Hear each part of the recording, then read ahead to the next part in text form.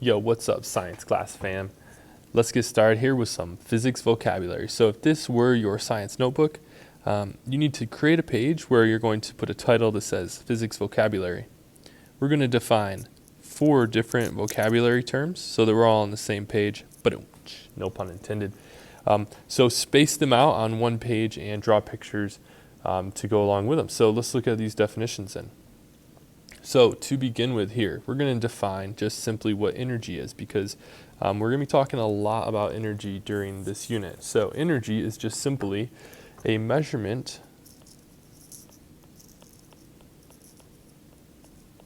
It's a measurement of an object's ability to perform work. Now, as you guys know, to do work, you have to be able to put in effort. You have to have energy to do it. So energy is just a measurement. How much energy something has is how much energy or how much work it can actually accomplish. So some phenomenon or some things that are examples of times when we see this energy happening is, for example, in motion. So when things are in motion, it has energy. Light is an example of energy, and different types of light have different amounts of energy. We can look at sound, different volumes, different sounds have different amounts of energy, different volumes have different amounts of energy, different pitches have different qualities of energy. Thermal energy, we can think about things that are hot and cold and how much energy they have. And then even there's energy within electrical fields, and that's why we can actually turn on light bulbs and we can transfer energy from a power plant to our light bulbs. That's a really bad light bulb. And even magnetic fields. So it's like as you move your magnet here from the green circle to the blue square to the black diamond, as you move your magnet from one spot to another, it always sticks to the board because it has a magnetic field that has the energy to perform the work to stick to the board. So energy, first vocabulary term. Our second vocabulary term is force. And a force is just simply a push or a pull. And we're going to be talking a lot about different forces and how they act on different objects. Now, in order for something to have a change in its energy, like a change in motion or a change in sound, some type of force has to be applied.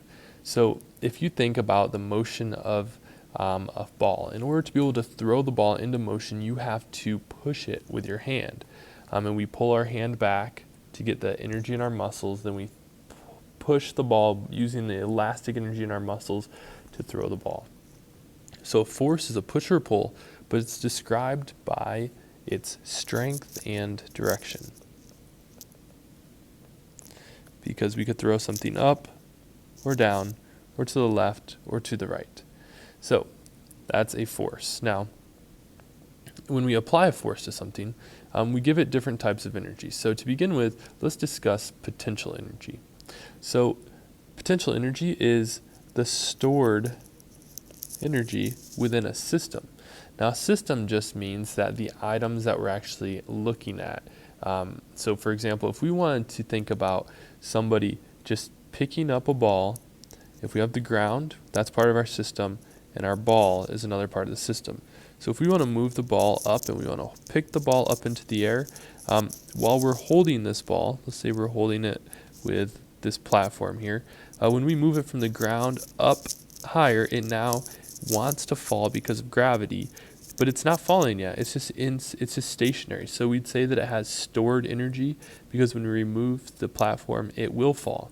Now, potential energy can be abbreviated with a capital P and a subscript E. So potential energy is equal to, how much potential energy something has is equal to the item's mass, the effect of gravity, and the height of the object. So if we have a baseball and we raise it up this high, it's going to have a certain amount of potential energy. But if I had a little tiny BB and I were to raise it up just as high, it's going to have less potential energy.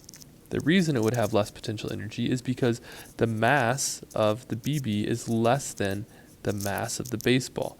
And since mass is part of the thing that gives it potential energy, the more mass, the more potential energy. The higher something goes, the more potential energy. So if I wanted to give more potential energy to this ball, I would have to raise it up to a new height than where it was. So at position A, it has less potential energy than it would at position B. All right, now let's look at kinetic energy. Kinetic energy is just the energy of motion. So anytime an object is in motion, it has what we call kinetic energy.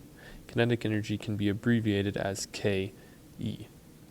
So if we think about our paint blot experiment, when we had our finger over the straw, this little bit of dye that was going to drop had not dropped yet. So right now, this has potential energy. Since it's not in motion, it does not have any kinetic energy.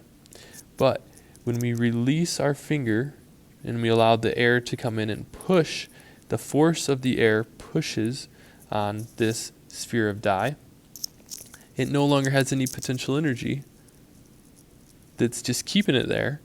It now has kinetic energy. So the kinetic energy now, or the potential energy that was holding it there, is actually transferred into kinetic energy. So as the amount of potential energy decreases, the amount of kinetic energy will increase.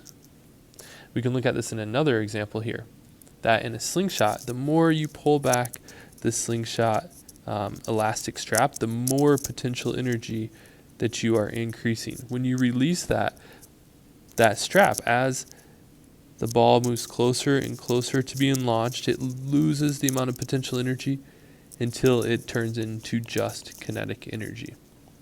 So there we have it. Potential energy is stored, kinetic energy is motion. Potential energy is stored, kinetic energy is motion. All right, let's continue on.